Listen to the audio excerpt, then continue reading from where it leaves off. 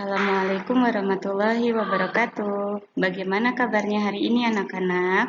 Semoga kalian selalu dalam keadaan sehat walafiat. Sebelum kita mulai belajar, marilah kita awali dengan bacaan basmalah bersama-sama. Bismillahirrahmanirrahim. Hari ini kita akan belajar di tema 2, subtema 2, tentang bekerja sama mencapai tujuan di pembelajaran pertama. Materi ajar yang akan kita pelajari bersama adalah Bahasa Indonesia, IPS, dan IPA. Nah, kemarin kita sudah belajar bagaimana menemukan informasi penting dalam sebuah teks bacaan. Nah, untuk menyusun teks tersebut, kalian harus menggunakan kalimat efektif. Apa itu kalimat efektif? Kalimat efektif adalah kalimat yang mengandung gagasan pembicara yang terdiri atas unsur SPOK, yaitu subjek, predikat, objek, dan keterangan. Kemudian, bagaimana ciri-ciri kalimat efektif tersebut? Yang pertama, memiliki unsur penting minimal unsur subjek dan predikat. Yang kedua, bahasa yang digunakan tepat. Yang ketiga, memenuhi kaidah ejaan yang berlaku. Dan yang keempat adalah menggunakan pilihan kata atau diksi yang tepat dan sesuai dengan kebutuhan. Jadi, ketika kalian menggunakan kalimat efektif untuk menyampaikan informasi dari bacaan yang telah kalian baca, akan memudahkan pendengar untuk mencerna informasi yang sudah kalian buat. Seperti itu ya anak-anak kira-kira. Selanjutnya, kita akan belajar kembali tentang makna penting pertempuran 10 November di Surabaya. Jadi, meskipun kita sudah merdeka, tetapi Belanda tetap saja ingin merebut kemerdekaan Indonesia. Sehingga terjadilah sebuah pertempuran yang sangat besar, yaitu di Surabaya pada tanggal 10 November. Di situ, pertempuran atau peristiwa ini memiliki makna yang sangat dalam tentang semangat perjuangan yang dilakukan para pejuang tempo dahulu. Mereka rela berkorban demi kemerdekaan bangsa Indonesia yang seutuhnya.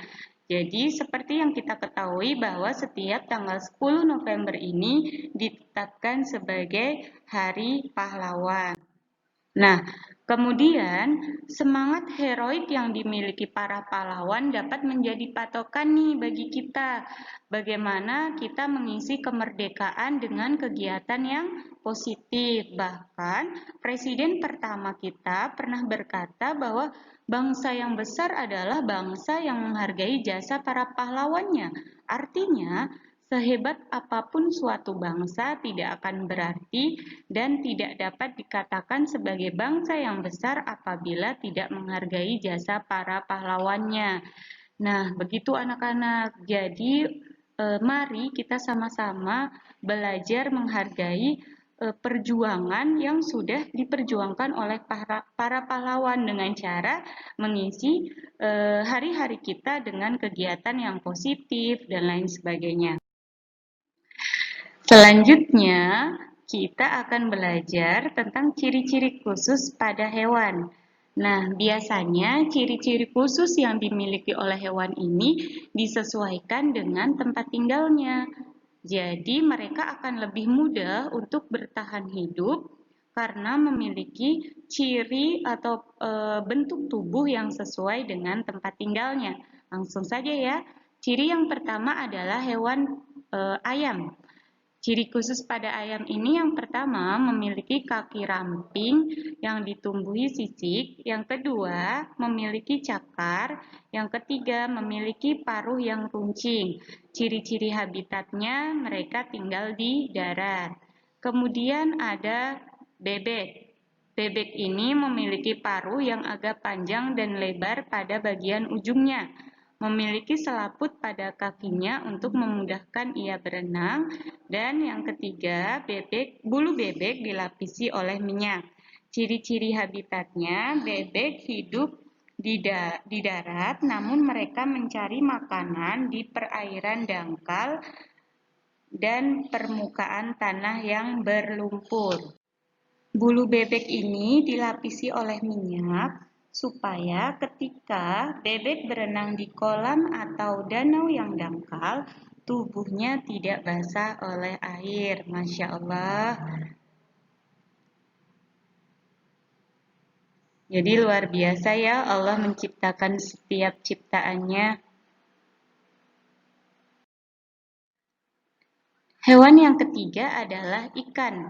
Nah, ikan ini memiliki insang untuk bernafas di air dan yang kedua memiliki sirip. Ciri-ciri habitatnya adalah di air. Hewan yang keempat adalah cecak. Ciri-ciri khusus pada cecak yang pertama memiliki perekat di telapak kakinya. Gunanya untuk apa, Umi?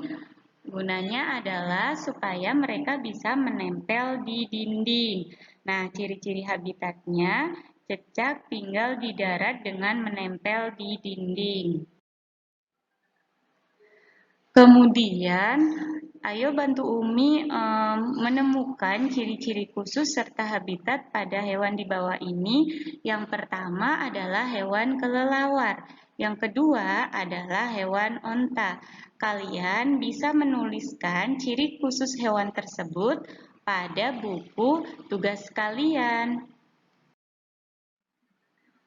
Selanjutnya, kita akan melanjutkan pembelajaran di pembelajaran kedua, masih subtema 2, dengan materi ajar, PPKN, SBDP, dan matematika. Nah, makna persatuan dan kesatuan. Jadi, Allah Subhanahu wa Ta'ala menciptakan manusia berbeda-beda, baik dalam bentuk fisik, suku, agama, maupun budaya. Perbedaan itu bertujuan agar manusia saling menghormati dan menghargai. Jadi, kita tidak boleh membedakan orang lain atau teman kita karena mungkin mereka berbeda warna kulit dengan kita, berbeda suku dengan kita. Kita tetap harus rukun dan bekerja sama dalam kehidupan sehari-hari. Itulah yang diajarkan oleh agama kita dan diajarkan oleh nilai-nilai Pancasila. Selanjutnya, mari kita belajar kembali tentang salah satu tarian daerah di Sumatera Barat, yaitu Tari Indang. Tari Indang ini memiliki pola lantai horizontal. Kemudian, tarian ini secara lebih spesifik dijabarkan di buku kalian pada halaman 55 sampai 58. Jadi, penari membentuk sebuah pola lantai yaitu ke kanan dan ke kiri atau bisa kita sebut dengan pola lantai horizontal. Silakan dibaca bagaimana tarian Tari Indang tersebut.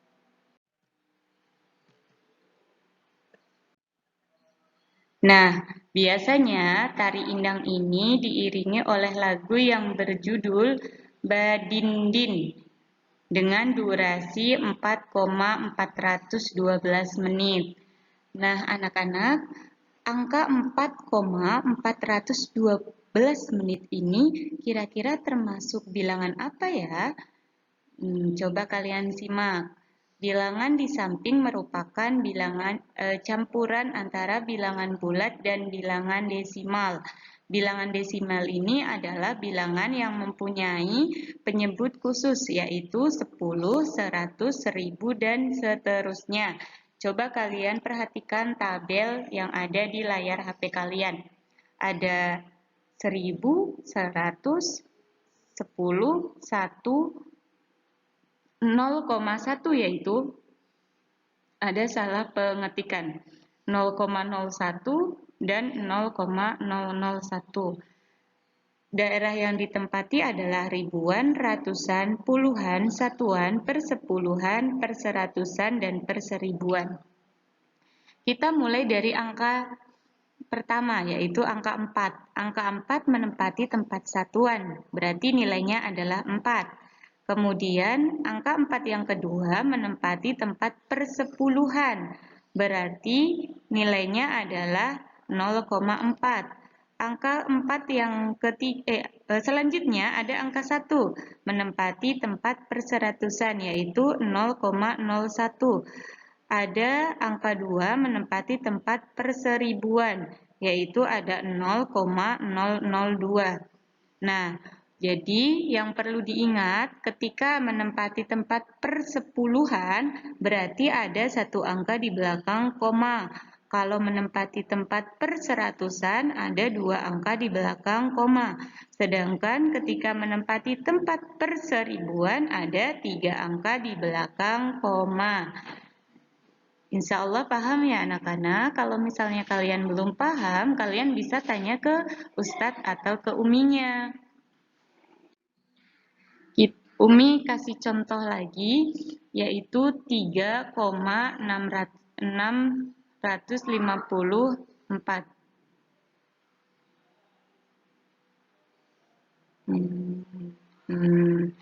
Ada seperti biasa, ada ribuan, ratusan, puluhan, satuan, dan lain sebagainya.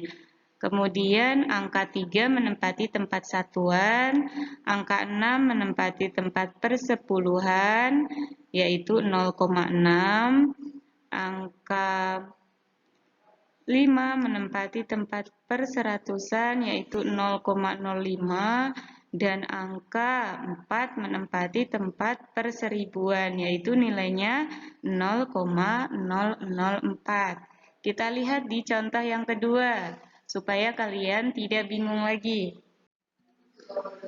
Nah, di sini ada bilangan 324,123. Angka 3 menempati tempat ratusan, yaitu nilainya 300. Kemudian 2-nya ada di puluhan, nilainya 20, 4 ada di satuan, nilainya 4, 1 ada di persepuluhan, nilainya 0,1, dan 2 ada di perseratusan, nilainya 0,02, dan 3 ada di perseribuan, nilainya yaitu 0,003. Nah, kira-kira seperti itu anak-anak. Untuk lebih jelasnya, kalian bisa perhatikan di buku paket kalian halaman 59 dan 60. Materi kita mungkin cukup sekian. Apabila kalian belum paham, kalian bisa tanyakan ke Ustadz atau uminya. Semoga bermanfaat. Kita akhiri dengan bacaan hamdalah bersama-sama. Alhamdulillahirabbil alamin. Wassalamualaikum warahmatullahi wabarakatuh.